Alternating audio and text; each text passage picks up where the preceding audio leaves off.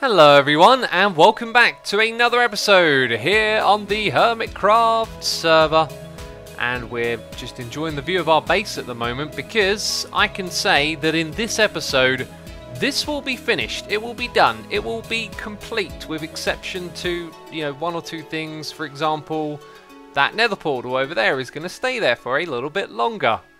But as you can see, it's looking a little bit different up here, and all of the sides are done as well.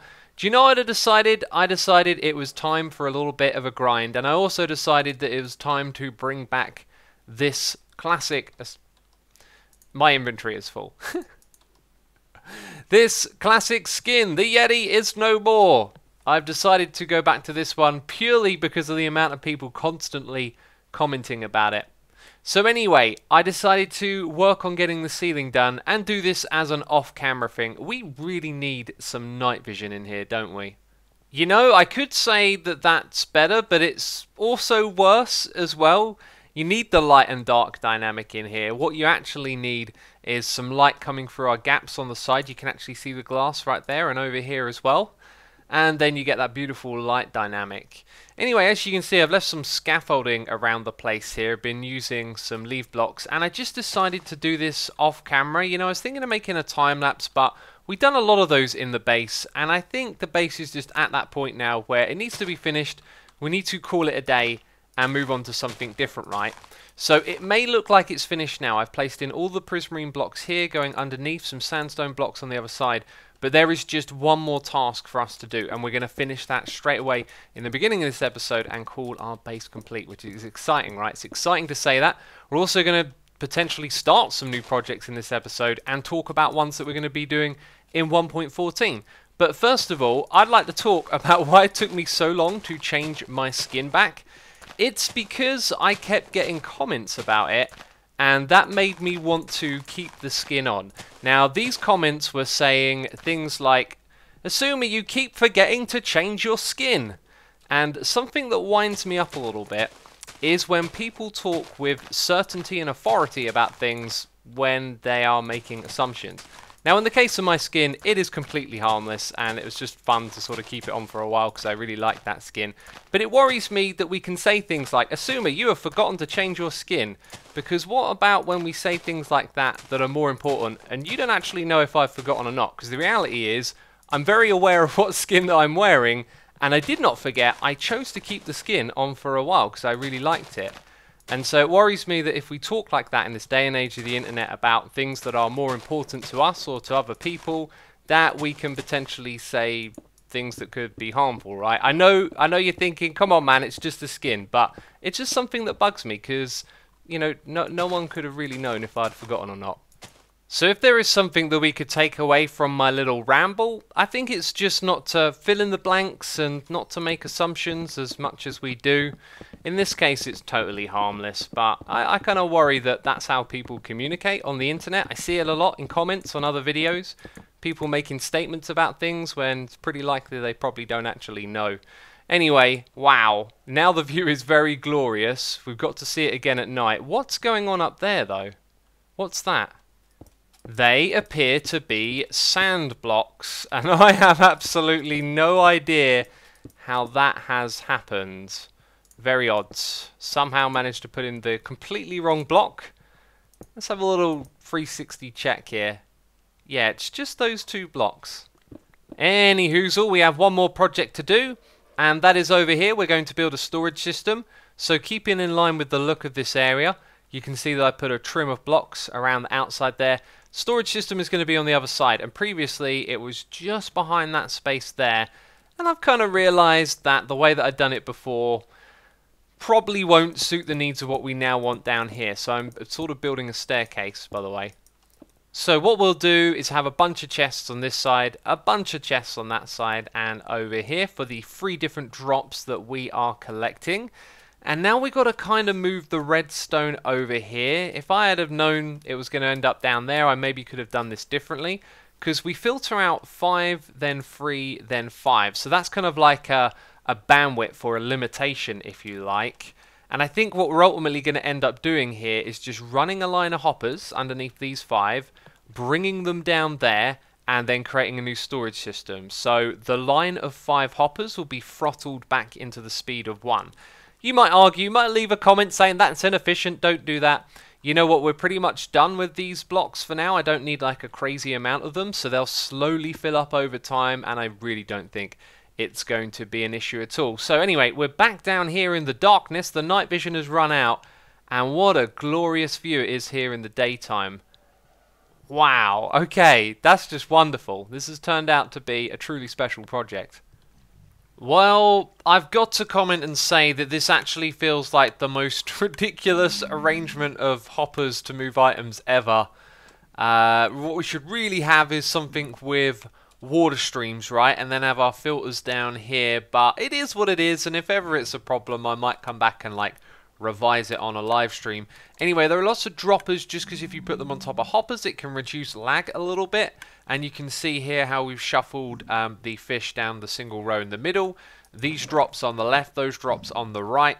And then they go across and down. And they actually shuffle through the droppers down here. So they're getting used as well.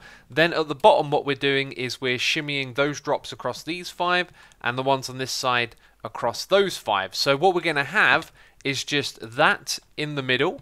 And would they make their way to the bottom? They have. So the middle row is simply this. Everything going on this left hand side will be the crystals, and the shards are all on the right hand side. It has started to fill up here, and I've just tidied up the rest of this. So this is the room, nice and clean. You can reach the top, you can reach the bottom. Tons and tons of chests for storage. Everything's lit up, and the base is basically finished. I've removed the beacon, I fixed the little bit up the top. The only thing we can really comment on is the portal, and obviously at some point I'll rip that out and place a few blocks in there. But look at that, our base is finally finished, my friends. Woohoo! Greetings, Sherlock, Doc, and Dog. I don't think this is for me.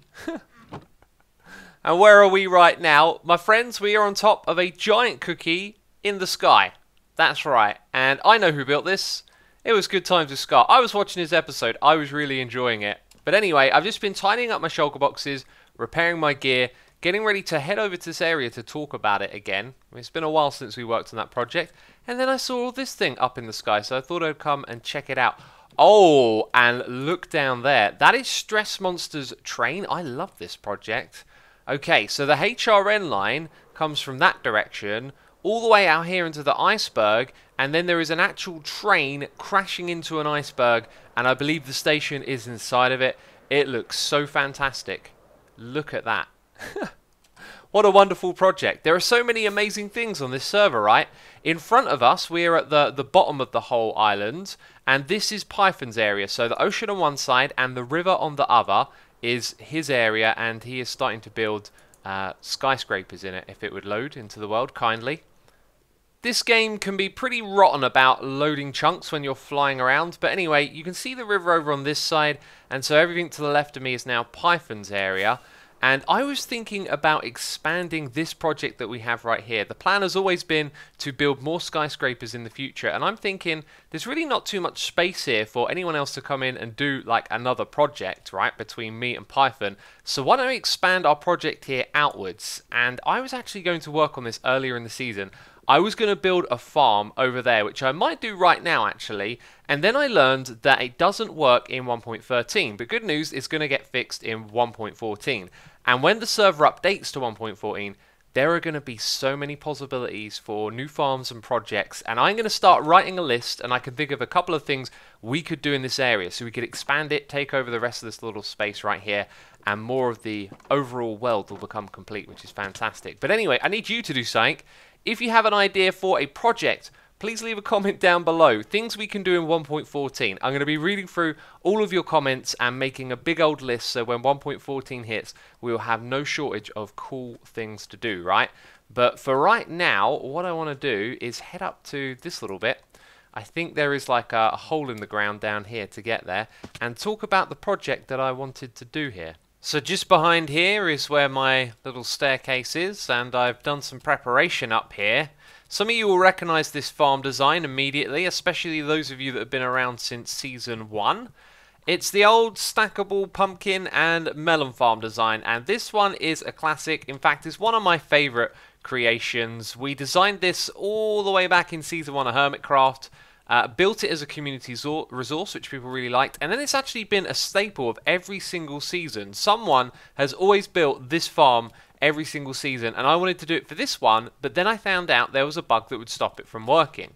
So if you've never seen it before, the idea is that in each of these corners where I'm putting these torches, that's where you would have your melon or pumpkin stem, and then it would be able to grow to these sides here with pistons in front of them. And what's really cool about the redstone is that all you have is torches coming up the side here.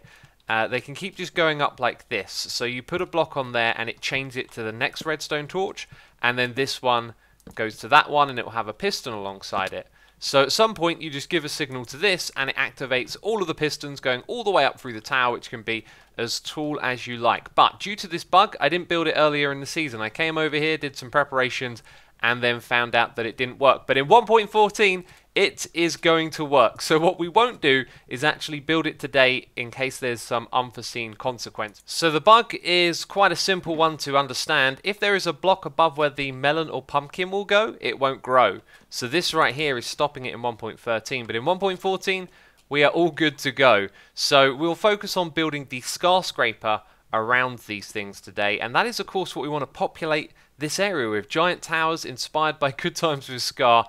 And over there we've built one that's dominated by the grey concrete block. It's got some cyan, it's got some green, and I think what we'll do over here is use green and orange to represent the two different towers, right? But we're going to switch around the colour palette and use cyan, and I just kind of saw it for the first time. It's the same as this colour, and that might make it not look so good. So what we got to do is figure out where those grooves that go around the outside are and where they come across and cut off things like the windows. As you can see, we've put a window over on this side. What I want to do is have windows on the front and the back and not on these sides, because these two over here will face one another. And I'm not even sure if what I'm creating right now is even going to look that good. But we've got to go through the process first of all, right? And let's just take a step back. You know, it's going somewhere so far. I'm just not sure if I like the fact that this matches that colour. So we got some smooth red sandstone here, and it's a slightly different tone to the orange terracotta, but I think the texture of this matches the texture of that one a little bit better, even though this is slightly brighter. I'm not sure what I'll go with here, but just by experimenting, I've realised that these are too close together to begin with, I think. Our two towers here need to be spaced out, so I'm actually going to rip all of this out, since it was only there to kind of demonstrate the farm that we're making, and get a better position. These things, I think, need to be further away from one another. Oh yeah, and that texture there, I've got a good feeling we might stick with that. Yeah, that's actually a nice one. This is going in the right direction, and I've got a plan for how the rest is going to develop. I think what I might struggle with is getting enough detail into it. This one over here looks absolutely gorgeous, and so does that one over there. My current ideas are just a little bit plain. We'll figure that out as we go upwards, and then the cookie appears in the sky. But anyway, this pattern down here has been moved up top. We've got a staircase here. On the opposite side, we've got one here to lead into a whole new area. And you can kind of see everything else that's been done, right? I've created this little pedestal, though, here in the middle, because the farm is actually going to be built a little bit higher up, and water will flow down into there to collect all of the pumpkins and melons. So I think that will make like a nice little centerpiece, having the water come down. Anyway, it's time to introduce some colour and some more details and build this shape upwards. Yep, exactly what I feared. If this is just going to be flat on the front going upwards, then all of these little panels and tiles that we build aren't going to look too interesting. And I've been scratching my head, there really isn't too much else that's shapely that's less than a full block that we can introduce to this. So I think we're going to have to find a way to kind of incorporate something like this that sticks out the sides, and then do that routinely. And because it's a smaller build, it's not going to look so good. However, that alone, I think, has added some value immediately. So it probably will be possible. It is looking fantastic. Let's turn around. Oh, that has actually turned out way better than expected. I am really pleased with this. I will say, though, when you look at it right here, you can see through the glass all the way to the other side. Of course, once the farm is in the middle, that ain't going to be no problem. Now, I'm really happy with this height. I was like, let's do 3. And then it felt a little bit small, so I went for 4, and then went for 5. And what we're going to do is cap it off with a little thing like that at the very top. And another thing I want to mention is that I thought that this block down here was going to feature as a big part of this skyscraper, but I kind of ditched it and went for this material.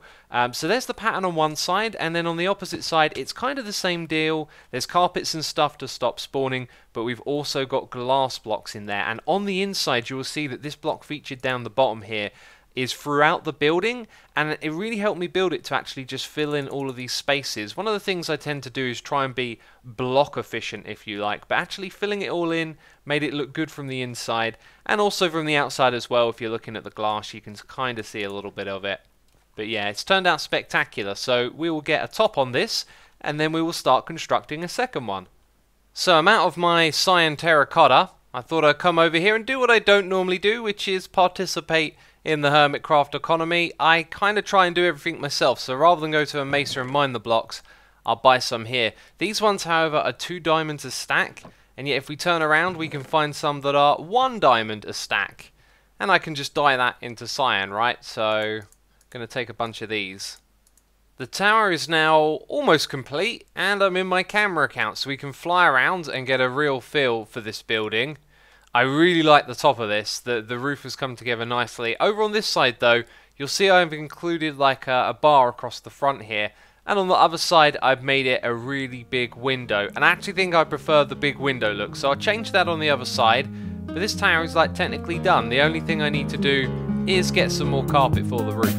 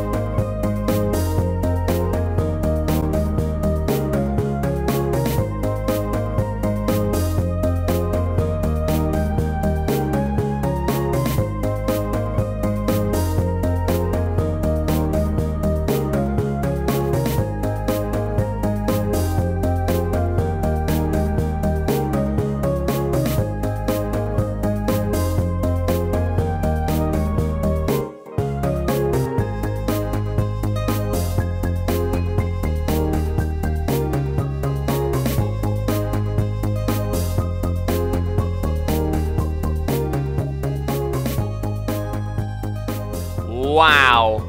All I can say is wow right now. That turned out spectacular. These 2 towers look fantastic side by side there, don't they?